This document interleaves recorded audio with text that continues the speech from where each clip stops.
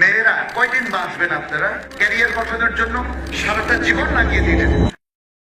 আমরা খুবই অবাক হই যখন আমাদের নারীরা দুনিয়ার শিক্ষার প্রতি অনেক ঝুঁকে পড়ে। কলেজে ইউনিভার্সিটিতে ভর্তি হয়ে পর্দা তারা ত্যাগ করে এবং দুনিয়ার অনেক জ্ঞান অর্জন করে কেউ ডাক্তার হচ্ছেন, ইঞ্জিনিয়ার হচ্ছেন, কেউ বিবিএ এমবিএ পাশ করছেন ইত্যাদি, এমনকি অনেকে পিএইচডিও করছেন। কিন্তু দেখেন এদের অনেকেই এই জ্ঞান সম্পর্কে একদম অজ্ঞ। এটা মুসলিম নারীদের কাছে অবশ্যই প্রত্যাশা করা যায় না যে আপনি দুনিয়ার জ্ঞানে প্রাজ্ঞবিজ্ঞ হবেন একটা অল্প দিনের জন্য, একটা চাকরির জন্য। এটাই তো আমরা, তাই না?